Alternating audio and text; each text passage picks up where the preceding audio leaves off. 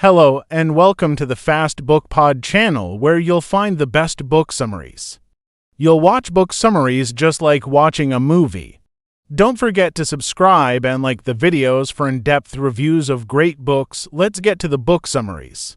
Veronika is a 24-year-old woman living in Ljubljana, Slovenia. From the outside, her life seems perfect. She has a decent job, loving parents, a comfortable home, and no financial struggles. Yet deep inside, she feels an unbearable emptiness. Her days are repetitive, predictable, and void of excitement or meaning. Nothing in life truly moves her anymore. Not love, not friendship, not work. Everything feels mechanical, as if she's trapped in a loop of monotony. One cold November morning, Veronika decides that there's no reason to continue living. She writes a short, emotionless letter, explaining that her life has no purpose, and then swallows a lethal amount of sleeping pills, expecting to die peacefully in her rented room at a convent turnboarding house. However, death does not come as she expected. When she wakes up, she finds herself in a strange, sterile room, surrounded by white walls and the faint smell of disinfectant. She quickly learns she is in Veleti, a well-known mental hospital in Slovenia. Her body feels weak, and her heart beats irregularly. A nurse informs her that she has survived the suicide attempt but has caused irreversible damage to her heart. The doctor, a man named Dr. Igor, calmly tells her that her heart is so damaged that she has only a few days left to live. Veronika listens in silence. Her plan to die has failed, but ironically, she will still die soon. At first, she is furious. She blames the hospital staff for interfering, for not letting her die on her own terms. She feels disgusted by the idea of being among crazy people. She tells herself that she doesn't belong there, that she is sane and logical. She simply didn't want to live anymore. But as the days pass, her curiosity begins to grow. She starts observing the other patients. They laugh, cry, shout, and behave unpredictably, but they also seem to experience emotions more freely than anyone she has ever known outside. Slowly, Veronika begins to wonder if maybe she had been the one who was emotionally numb all along. Dr. Igor, meanwhile, is observing Veronika closely. Unknown to her, he is conducting a psychological experiment. He believes that most mental illnesses stem from a chemical imbalance caused by the repression of emotions. His theory is that if someone becomes aware of their mortality, if they truly understand that death is near, they can awaken to life's real value. He tells Veronika that she will die soon, not only because of her heart condition, but to provoke her psychologically to make her want to live again.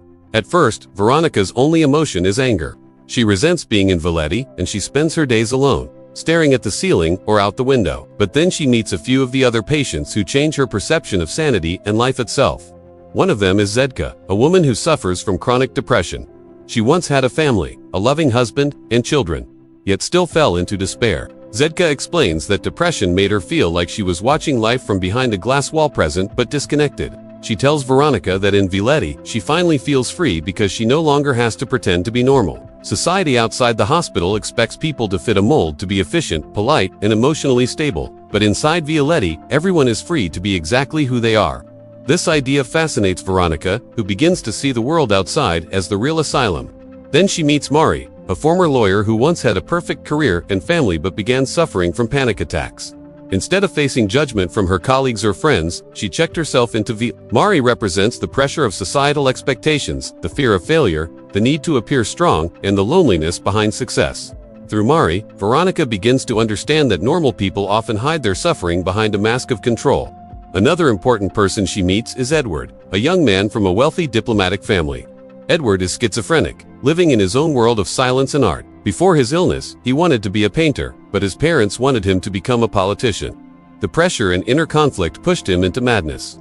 Veronika feels drawn to him from the moment she sees him. He barely speaks, but his eyes seem to understand her more than anyone else. Days turn into weeks, and Veronika begins to notice changes in herself.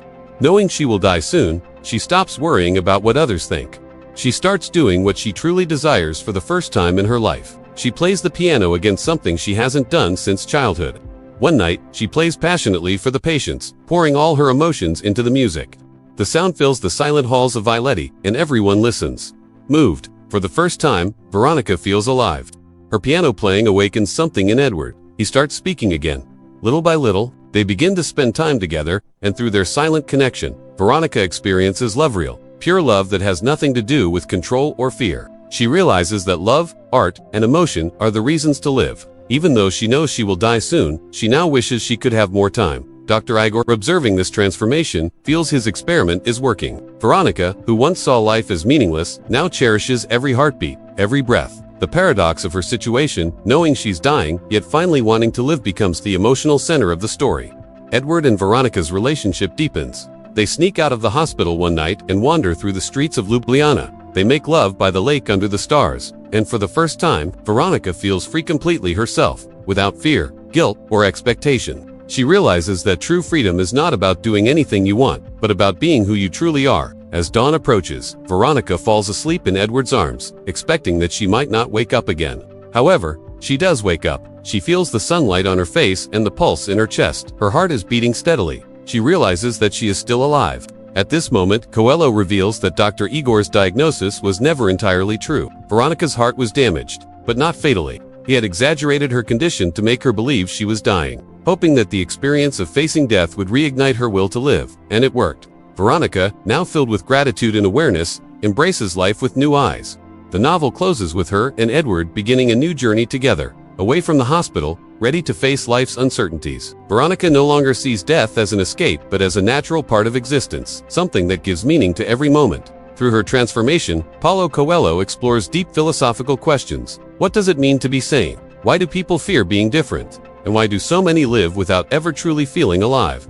He suggests that conformity is the true madness, and that embracing one's emotions of pain and despair is what makes life meaningful. Veronika's story becomes a metaphor for awakening. Her near-death experience teaches her, and through her, the reader, that life's value lies not in perfection but in passion, spontaneity, and authenticity. She learns that to live fully, one must risk everything, even heartbreak and failure.